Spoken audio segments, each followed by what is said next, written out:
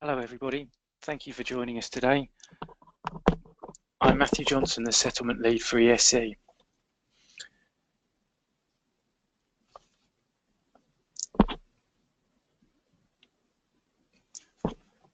Today we're discussing preparation for the 2017-18 delivery year. We will cover what you need to do, who you need to speak to, timescales, dependencies. Our aim is to make your journey through the regulatory CM milestones easier. For your information, this webinar will be sent to all attendees via email and posted on YouTube over the next couple of days. You're able to submit questions via the question box and we will circulate question and answers following the webinar. Here we have today's agenda, with the main topics being presented by a representative from the appropriate delivery partner. We will start with metering assessments with Emily from the delivery body, moving on to meter testing by Ian Nicol from EMRS, and then we move over to Joy to discuss capacity provider registration and metering pathways, and finally returning to Emily to discuss DSR testing. This is the timeline showing the key dependencies for the post-delivery year activity. Metering assessments, metering tests and DSR tests all have the same 31st of August regulatory deadline. However, we have some key dependencies. Metering assessments, it should be finished by now. Metering assessments determine whether you need a metering test. If you need a metering test, ESC has communicated that a metering statement should be submitted by the 1st of June to allow time to complete all of the required testing. If you have not yet submitted your metering statement, you're encouraged to do so as soon as possible. ESC cannot guarantee to complete all testing with late submissions and will operate meter testing on a first-come, first-served basis. If you're a DSR provider and work back from your 31st of August deadline, you will need to allow for 9 weeks of lead time. This is 6 weeks for baseline data, 1 week for data flow to the settlement system, and 2-week allowance for DSR testing. 9 weeks from the 31st of August takes you to the 29th of June, and you should plan on this basis, i.e. setting up data flows, etc. It should be noted that failing a meter test invalidates a DSR certificate. This is potentially a key dependency for capacity providers, and you need to ensure that things are completed in the correct order, despite having the same regulatory deadlines. I will now pass you over to Emily to discuss metering assessments.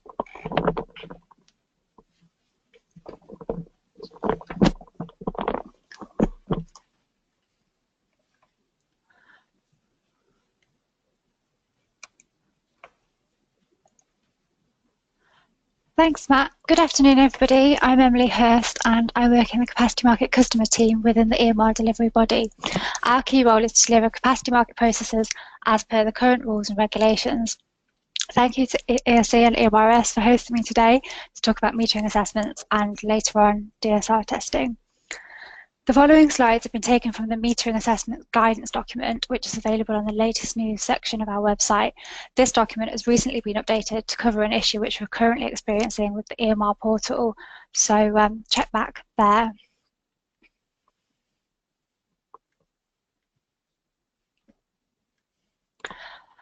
A metering assessment is a set of 4 questions relating to the metering arrangements of a CMU. Single line diagrams are also required at the time of the metering assessment submission. The process starts with you. When you have submitted your metering assessment to us, we will determine whether a metering test is required based on your answers to the 4 questions, which I'll talk through in a minute. If a test is required, this will be undertaken by EMRS, and my colleagues will explain this process shortly. The delivery body will update the register with the outcome of the metering assessment and inform you and EMRS if a test is required.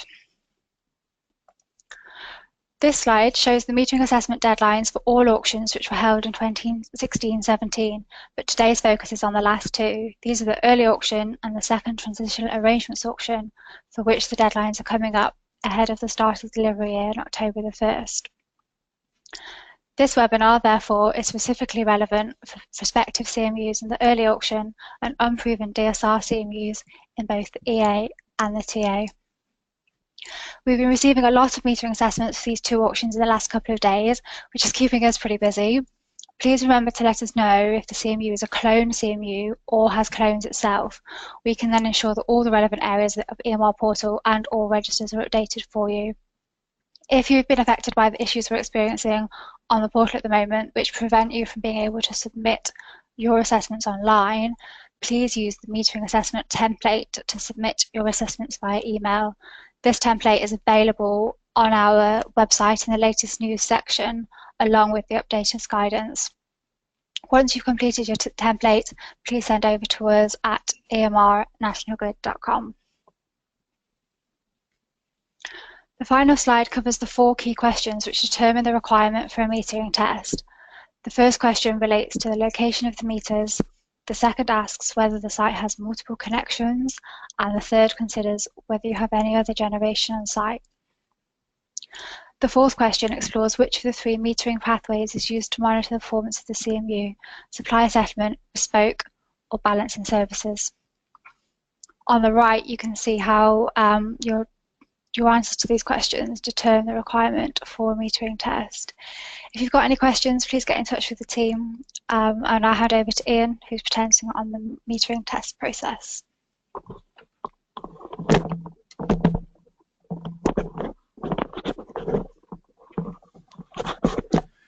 Thanks, Emily. My name's Nicol and I'm the EMR Metering Assurance Manager for EMRS. Today I'm going to be talking about the metering test process and the metering statement that may be required. So I'll briefly go over what the purpose of a metering test is at a very high level.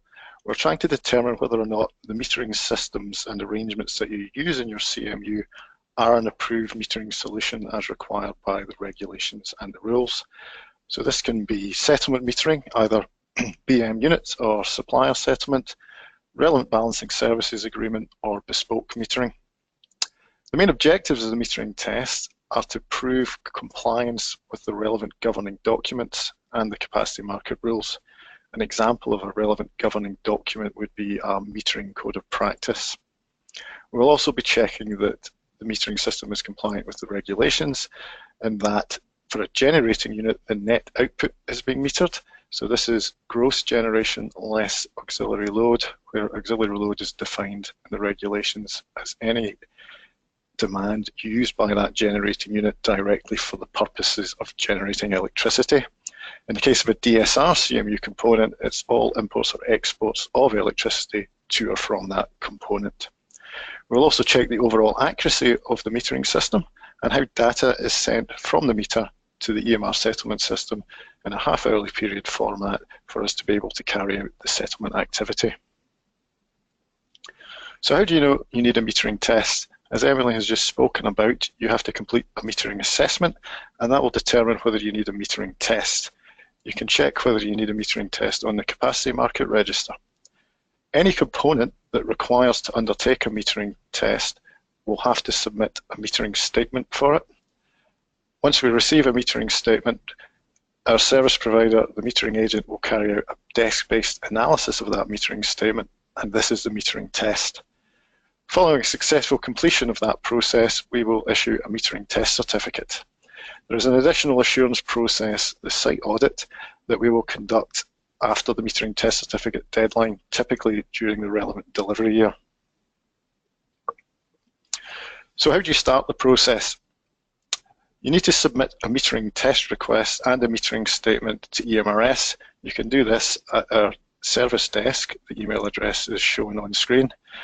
And this should be for all components that have triggered the metering test. So where you have multiple components making up your CMU, we only expect to see metering statements for those components that triggered the metering test. We also need to know all components that are making up the CMU, irrelevant of whether they've triggered the metering test, as the metering test certificate must include all components within that CMU. Also, if you're using a balancing services metering system, we need to know which balancing service agreement is relevant so we can test against the correct governing documents. So in this example below, the CMU is made up of 5 components, 3 of which are using the supplier settlement option. and no metering test is required for them, so no metering statement needs to be submitted. But we do need to know all MPANs associated with those supplier settlement metering systems. The two components that have triggered the metering test are components 4 and 5, as they use balancing services and bespoke metering. For those, we would expect a full metering statement, and the metering test will be conducted on the basis of those metering statements. So what are we going to be testing the metering statements against? We'll be testing against the relevant governing standards for those metering systems. So in the balancing and settlement code, you have metering codes of practice. Alpha COPs are those codes of practice that predate the codes of practice. And the relevant one is the one that was in force at the time the metering system was first registered for settlement, assuming that there has been no material change to the metering system. And that an example of a material change would be an upgrade of the metering system to change measurement transformers, for example. The second option is balancing services metering. Currently, the only allowed options are short-term operating reserve, frequency control by demand management, and firm frequency response. Each one of these have slightly different metering requirements, and this is why we need to know which agreement is relevant to your metering system so we can test against the correct governing document. Finally, there is bespoke metering. The bespoke technical requirements are defined in Schedule 7 of the Capacity Market Rules, and we would check any bespoke metering system against those requirements. I'll briefly go through the timeline of the metering test process. So from the point where a capacity provider submits a metering test request and submits the metering statement, EMRS will have 2 working days to check that metering statement for completeness. Should the metering statement be complete, we will send it to our service provider, the metering agent, who has 10 working days to complete the desk-based analysis. Following completion of that analysis, they have 2 working days to send EMRS the results. And from receipt of the results, EMRS have 2 working days to produce the metering test certificate and issue it to the capacity provider. The obligation is on the capacity provider to submit that metering test certificate to the delivery body by the deadline specified in the rules. And that is Rule 8.3.3E. Please bear in mind that the deadline is different depending on what type of auction you're in, i.e. 4 year ahead or 1 year ahead, or what type of CMU you have. So for example, prospective CMUs have a different deadline from existing generating CMUs. Should the result of a metering test be a fail, the rules oblige the capacity provider to respond within 5 working days from receipt of that notification of failure to confirm whether they accept the decision or not. Should they accept the decision, they have 15 working days from that date to submit a rectification plan describing how they intend to resolve the issues identified in the metering statement, and 40 working days to enact that rectification plan and resolve the remaining issues. Please bear in mind that the deadline specified in Rule 8.3.3E will stop this process. So 40 working days take you beyond the deadline. The only option available to you is to appeal to the Secretary of State for an extension. So I'll briefly go over what will happen during the metering test. We'll check that the metering statement is fully completed as required against the relevant governing documents and the rules. We'll check from the line diagram that the meter points for a generating unit measure net output. For a DSR component, that all import or export of electricity to or from that component is metered. We'll determine the overall accuracy of the metering system, where the metering system includes meters and the measurement transformers. We'll check that that metering system in its entirety has been commissioned to prove that it is operating accurately. We'll also check the method the capacity provider is using to submit metered volumes to EMRS. Once you have your certificate, it will be valid in subsequent capacity auctions, as long as the capacity provider does not change the metering configuration solution used to provide metered volumes to EMRS.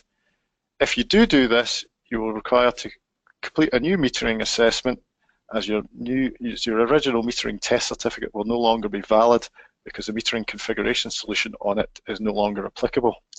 Prior to any change, the capacity provider must inform National Grid as the delivery body and ESC as a settlement body to get permission to be able to make this change.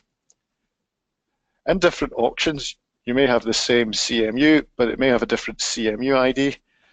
So where there are any cloned CMUs, we will not require to issue a new metering test certificates, where all the components within the CMU remain the same as at the time the metering test certificate was first issued.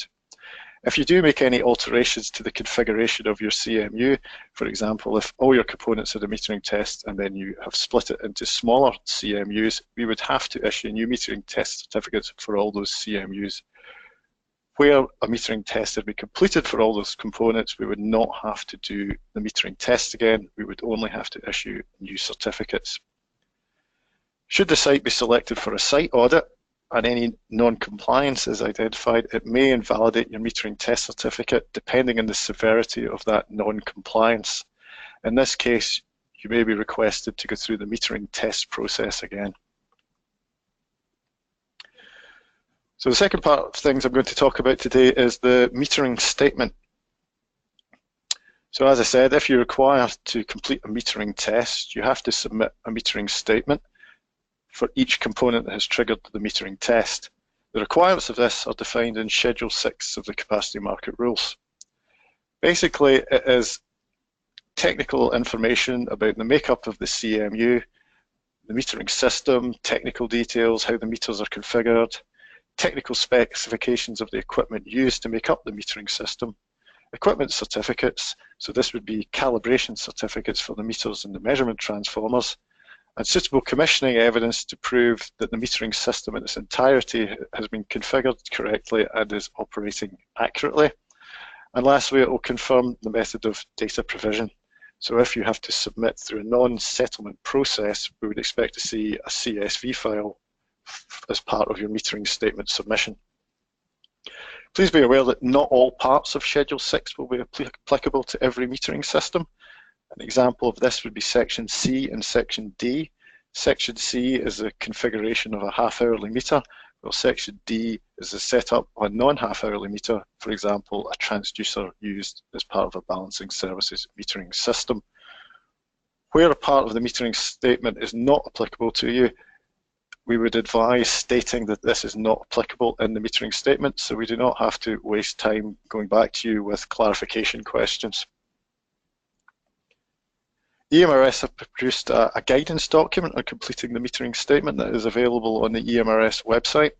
The guidance document number is G20. This will give you advice on how to complete the metering statement.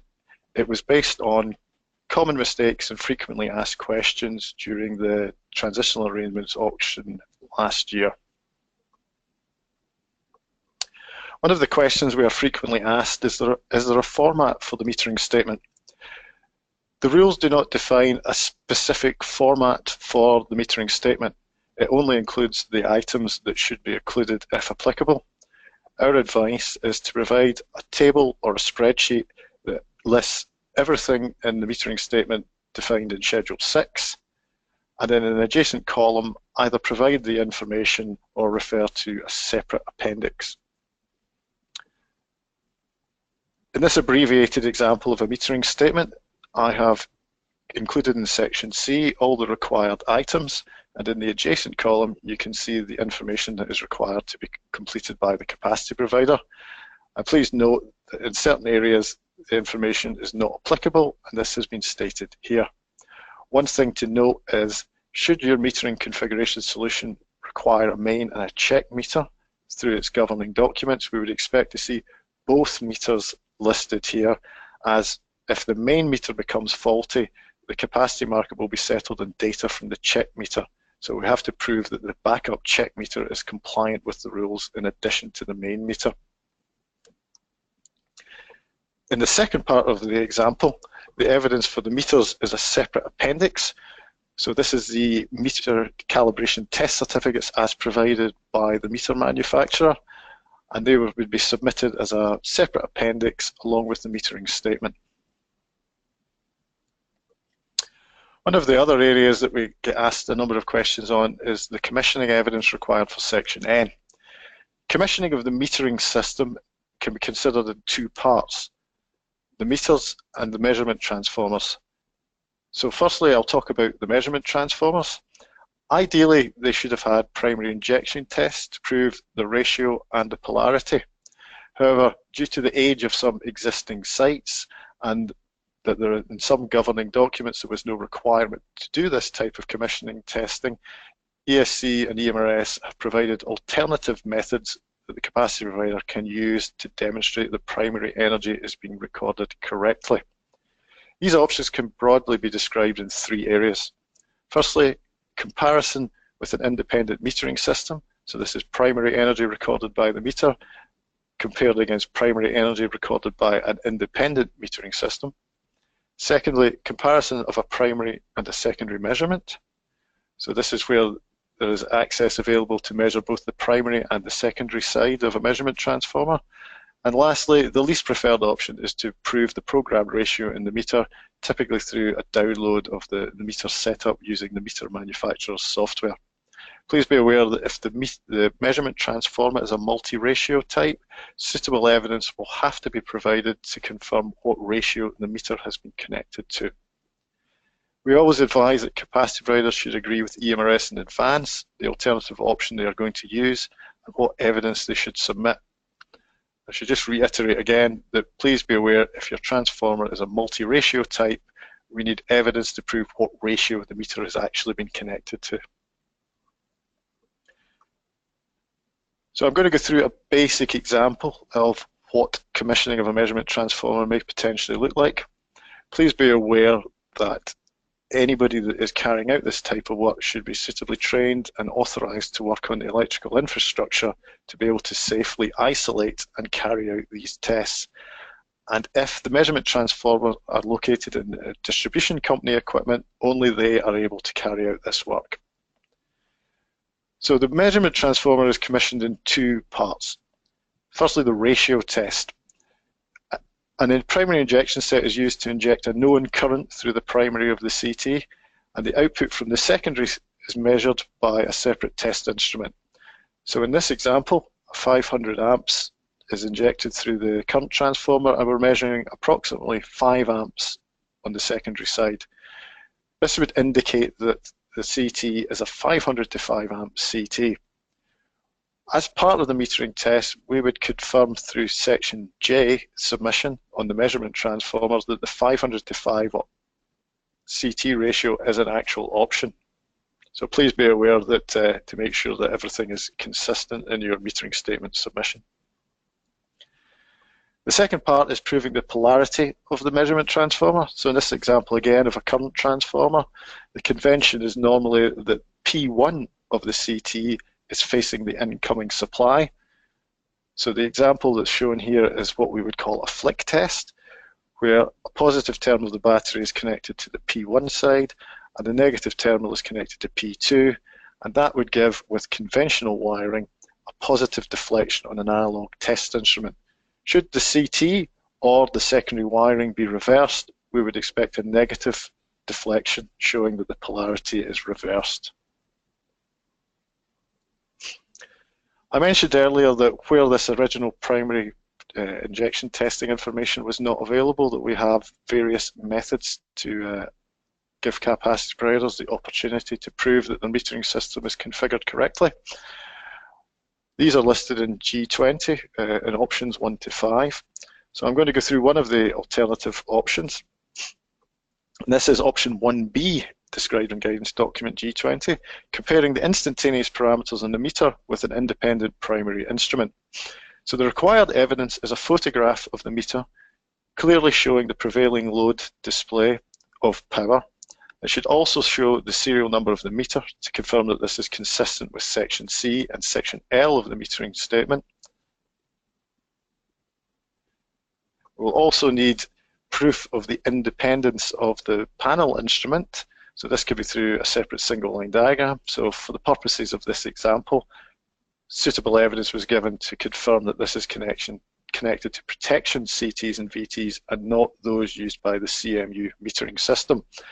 As you can see, the meter is showing approximately 13.6 megawatt export and the panel instrument 14 megawatts.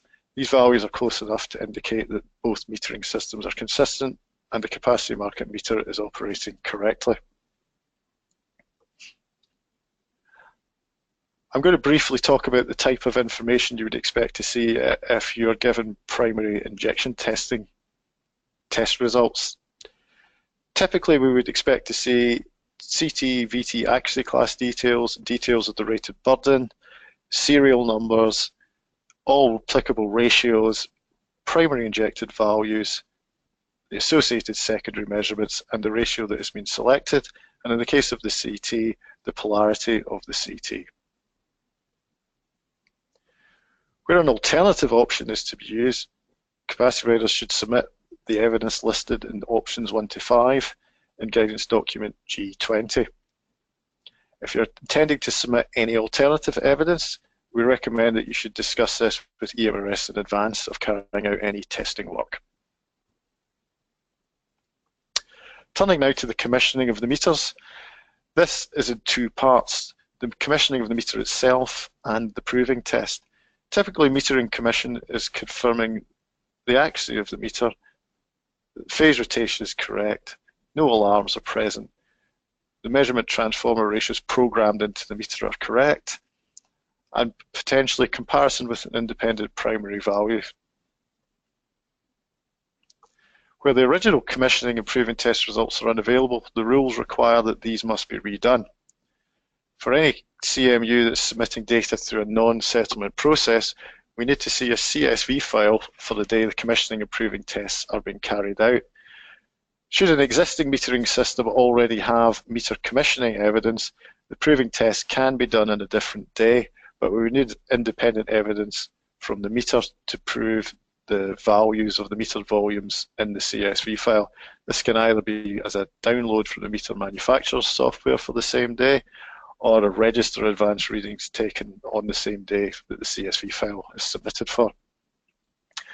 Ideally, if commissioning and proving tests are done at the same time, so we can use the commissioning evidence to validate the prevailing load in the half hour for the CSV file. If you are going to have your meters recommissioned, I'll briefly describe one of the techniques to do this. But again, it needs to be done by somebody suitably trained, competent, and authorised to work on the electrical infrastructure. And if the equipment is owned by a meter operator, only the meter operator can carry out this type of work. A secondary measurement can be taken of the voltage at the test terminal block, and this can be compared with the primary energy display of the meter. So in this case, there's 110 volts approximately measured at the test block and 11 kV on the display of the meter. Similarly for the current, a clip-on CT at the test block is measuring a secondary value of 1.57 amps, and the display of the meter is showing approximately 126 amps of primary current. We also need to be aware that we need to see the prevailing power display to assure that this is consistent with the voltage and current values measured. So in this example, it proves that the meter has been set to a ratio for the VT of 11 kV to 110 volts, and the CT ratio is 400 to 5 amps. Again, this will be checked against the evidence submitted in section J to confirm that those measurement transformer details are correct. Voltage and current measurements must be done on each phase. In this simplified example, I've only shown measurements on one phase. For the power display, this can be single phase and combined power for the 3 phases, or combined only where we can extrapolate from the single phase measurements.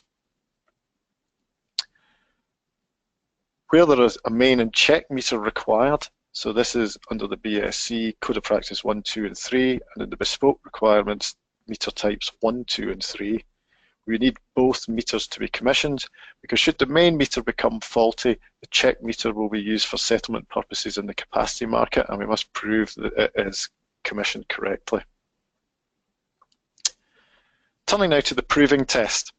The purpose of the proving test is to demonstrate that energy recorded by the meter over a 30-minute period can be submitted to EMRS. The reason it's a 30-minute period is that the capacity market, like the BSc, is settled on 30-minute settlement periods. One of the techniques you can do to check this is to do a half-hourly cumulative register advance, and I will go through a brief example now. So you would take a meter reading at the start of a half hour, so in this example, 27 kilowatt hours. Take a meter reading at the end of that half hour period, that would be 394 kilowatt hours in this example. The advance is the difference between those two readings, and this is 367 kilowatt hours. Part of the metering test process is to validate that figure of 367 kilowatt hours, and we could do this by comparing with any evidence provided with the commissioning evidence. So, for example, if there's an independent primary indication showing an instantaneous 724 kilowatts, we would know that equates to the 367 kilowatt hours seen in the advance of the meter. The last part of the proving test is to determine that the half-hourly data submitted to EMRS matches. This can either be from the half-hourly data collector in the settlement system or the CSV file if you're submitting through a non-settlement process. We have to see a CSV file as part of the proving test evidence. So where the CSV file has to be submitted, we would expect to see all 48 periods for the day, and we would expect to see a value at the same half-hour period that the proving test was carried out on. So in this example, you can see settlement period 23 is showing a value of 364.9, and this is approximately the same as the value seen in the cumulative register advance. You will note that the meter is set to GMT, so the register advance is between 10 and 10:30, but during the summer, the CSV file has to be in clock time, and we would expect to see the equivalent settlement period at 11 to 11:30.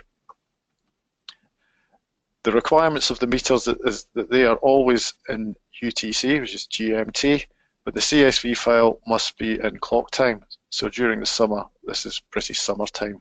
So we would expect to see an hour difference between the CSV and the meter during the summer period.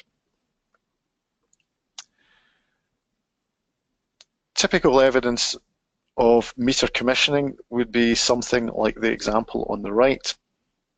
It confirms the meter serial number that was tested. It confirms the CT and VT ratios that the meter has been set up to, and we would check for consistency with section C and section J of the metering statement. Where there is any discrepancy, we will raise this as a non-compliance. Typically, you would see secondary measurements taken by the tester and then compared with primary indications on the meter and potentially indications from any independent measuring instrument. You may also have an accuracy test carried out by the tester to confirm that over a period of time the meter is recording accurately. For more information on meter commissioning, please refer to guidance document G20. The last area we still get a number of questions on is the overall accuracy limit.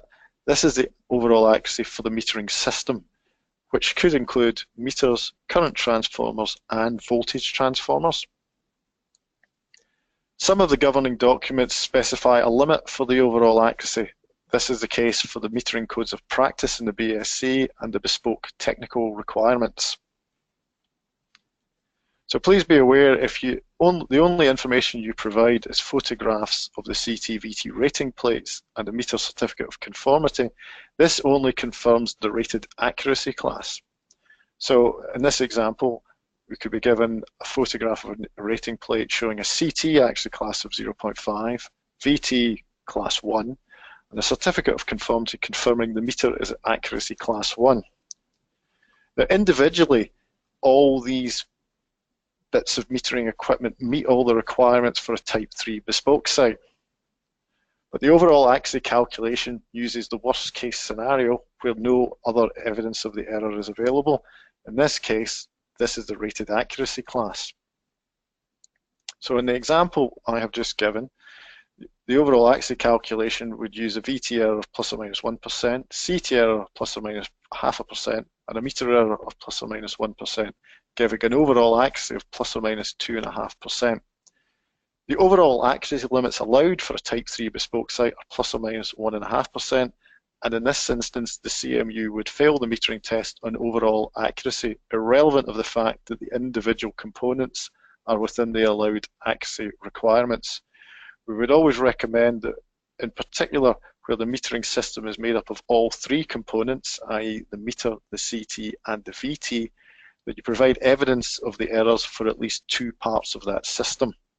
Alternatively, install metering equipment of better accuracy classes than the minimum required by the regulations if you're going to install new metering equipment.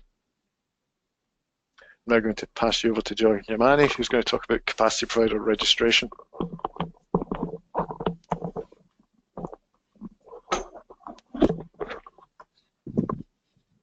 Thank you, Ian. Hello, everyone. My name is Joy Yamani. I'm a business analyst at EMRS, and I'm going to speak to you firstly about capacity provider registration, and then following on to metering and data submission. So, capacity provider registration. Before EMRS can pay out any money to capacity providers, we need to collect details from you through the registration form. This form can be found with Working Practice 22 on the EMRS website. There is also guidance on how to complete the form.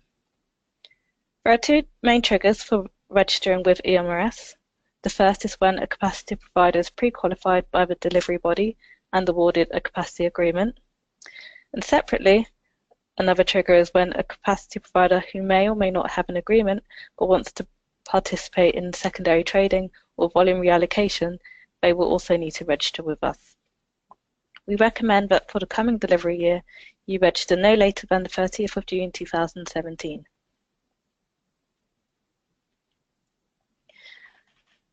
On the screen, you can see a list of details that we collect through the registration form. First is company information, followed by your EMR party ID. If your company also has a BSc party ID, your EMR party ID will likely be the same. We'll need bank account information so that we know where to send the money to, and agreement on the interface method for sending and receiving backing data, which will give you more information on any invoices you may receive. You need authorized contact details for authorized persons, such as finance personnel within your companies. The items you see highlighted in bold are the minimum that we require for you to register initially. However, before we can make any payments, we do need you to amend the details so that it has a full set of details. Now moving on to metering pathways. EMRS uses meter data for your components to calculate your performance during a system stress event. The delivery body also uses the same data to calculate DSR baselines and satisfactory performance days. You do not need to send this data to the delivery body separately. EMRS will send it to the delivery body upon request when you may request the DSR baseline or satisfactory performance day. We do recommend that you start submitting data before the start of the delivery year and to maintain regular submissions.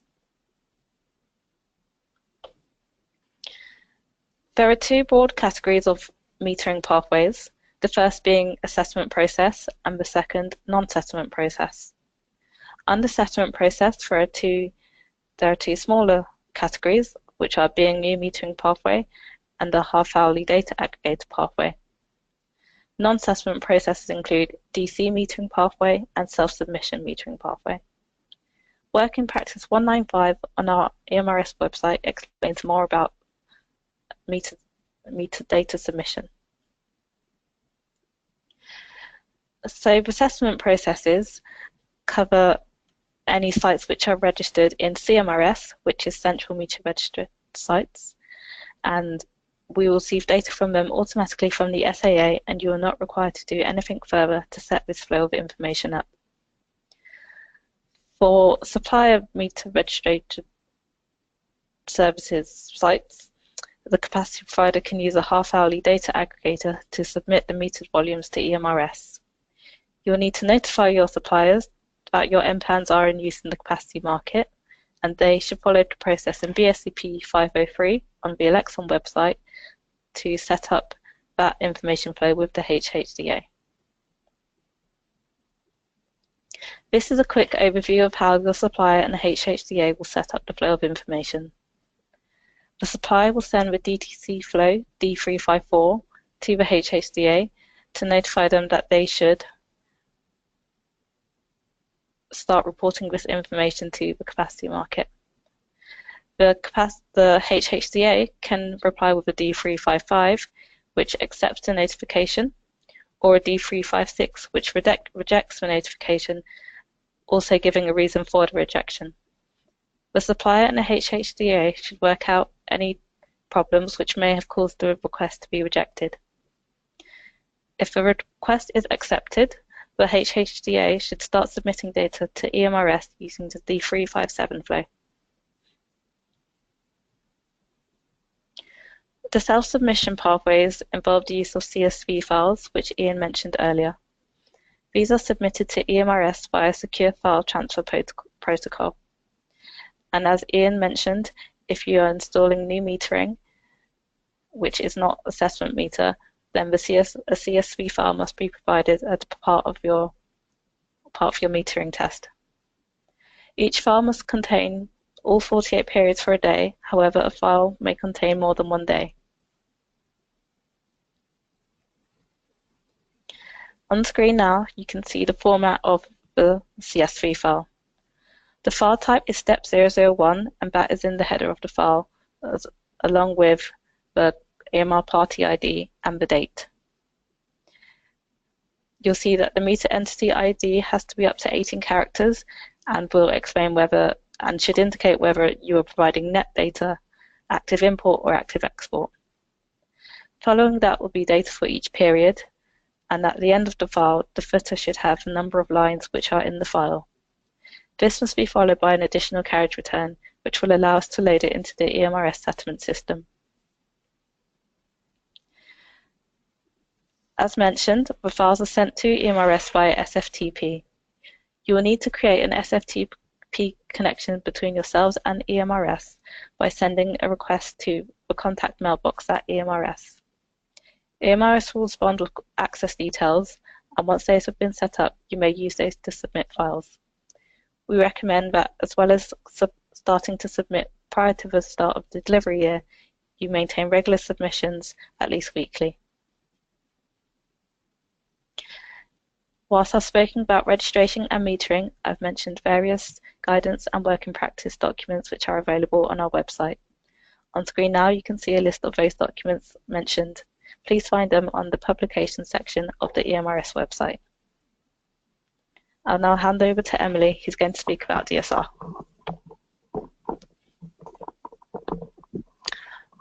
Thanks, Joy. These next slides have been taken from a DSR test document, guidance document, which I sent out earlier this week to all main admins of unproven DSR CMUs in the early auction and second transitional auction.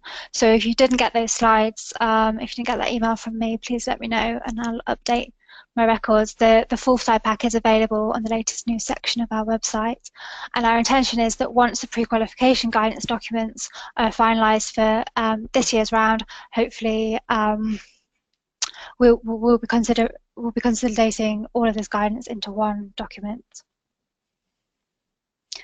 So, what is a DSR test?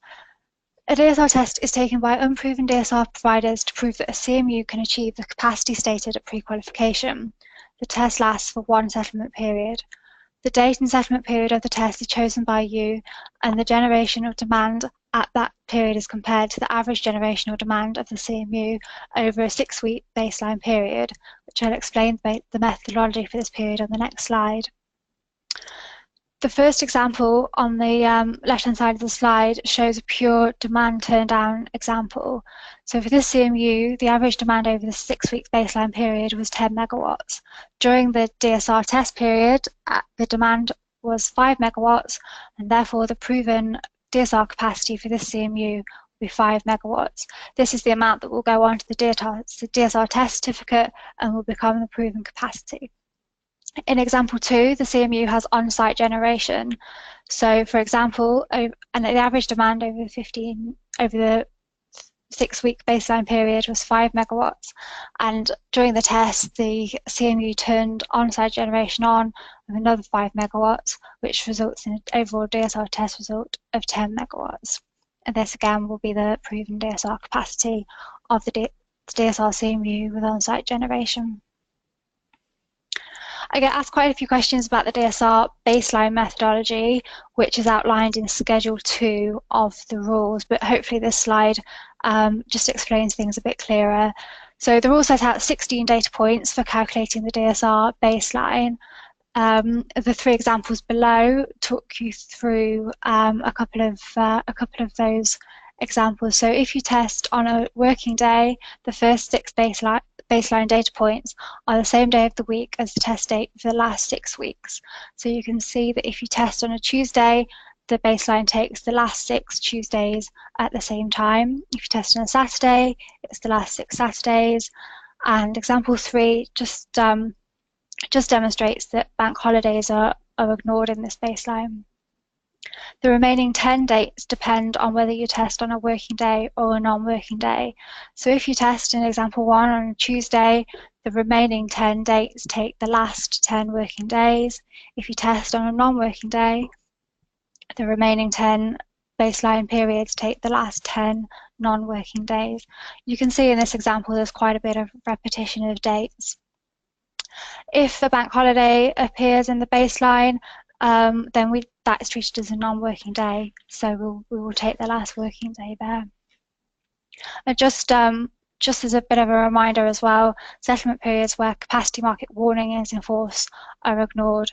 And this baseline methodology is also relevant for later in the year when you come to do your satisfactory performance days. This will be the same methodology that is used there.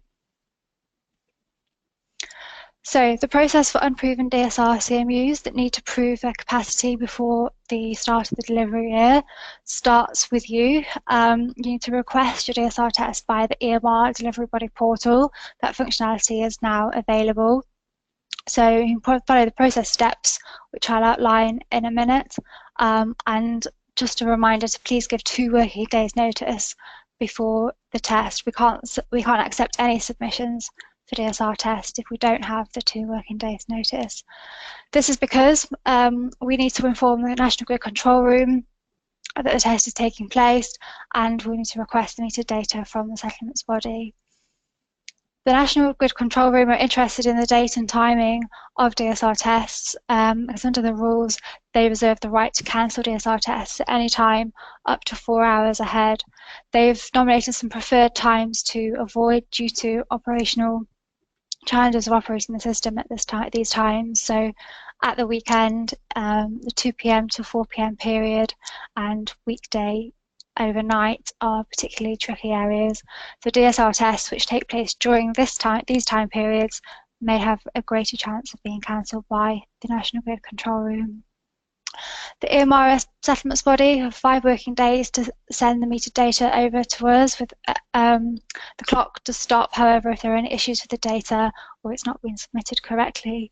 So if there are problems with the data, please contact the settlements body. Once we receive the DSR test data, we'll perform the DSR test analysis and we'll inform you of the outcome via a DSR test letter within 5 working days. When you receive the letter, you can either confirm this result within 2 working days of receiving the letter, or you can request a new DSR test. The result of the retest will hold even if the capacity proven in the retest is lower than the capacity proven in the first test. So this is really important. You do get a second chance, but you don't get a third chance, unfortunately. Once you've confirmed that you're happy with the DSR test result, we'll publish a DSR test certificate for you on the EMR portal. So we'll upload this to your relevant applications. And then in future years, if you wish to apply the same CMU again to the capacity market, you can apply as a proven DSR CMU and attach this same document to your application.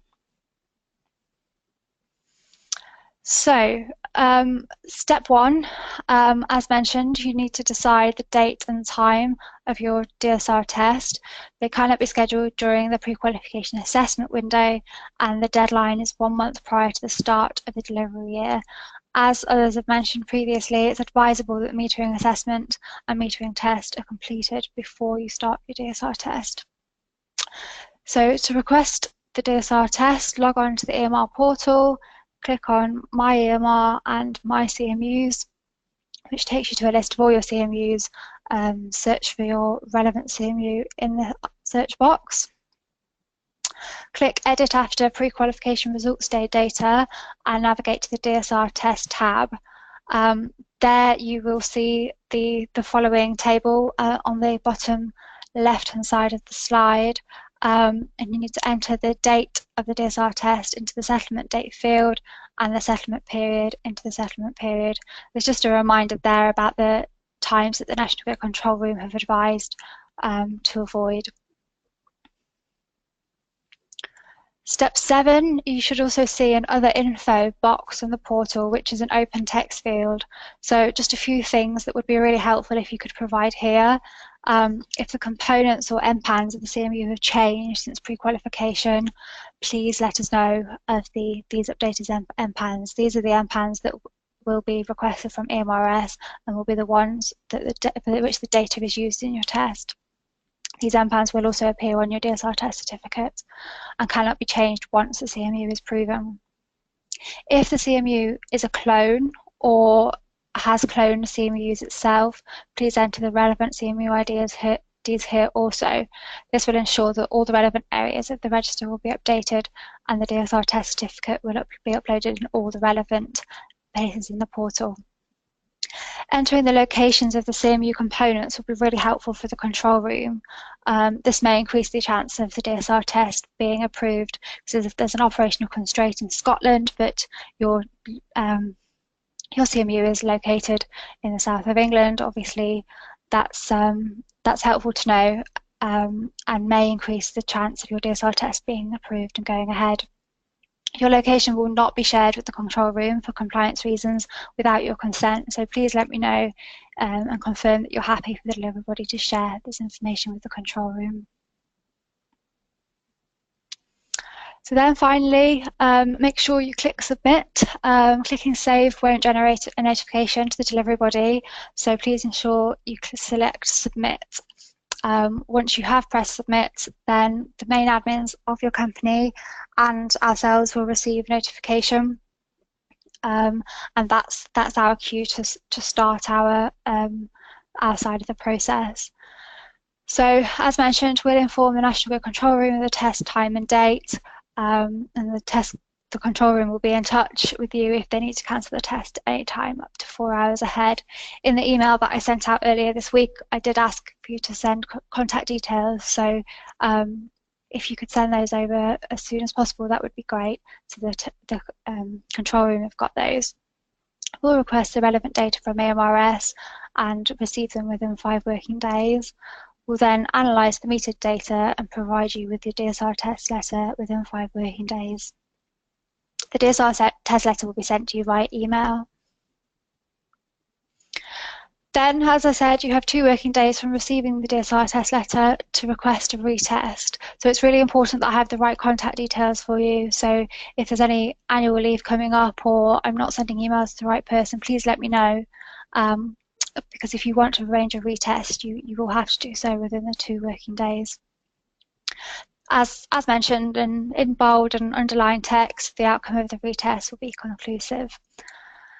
We'll then issue a DSR test certificate within 5 working days of issuing the letter, unless a test is requested, and we'll upload the certificate to the portal on your behalf.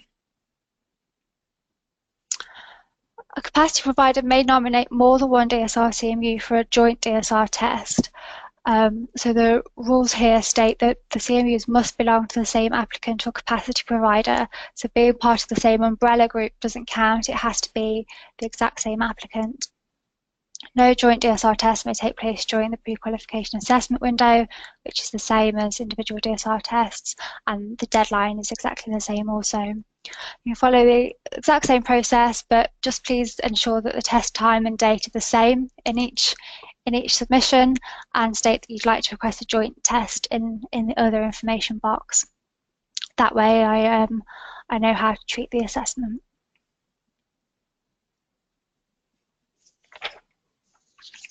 That's all from me. If you have any questions, please contact me directly or at emr@nationalgrid.com. Good luck. I hope the tests go well, and I'll hand you back over to Matt. Thanks a lot.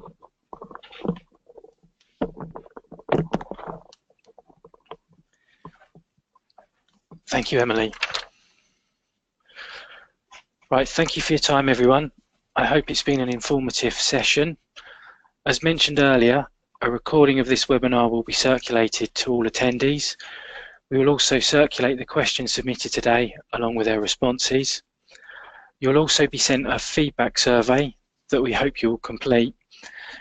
In the feedback, you have the opportunity to suggest any other subjects we could cover as we approach and move into delivery year.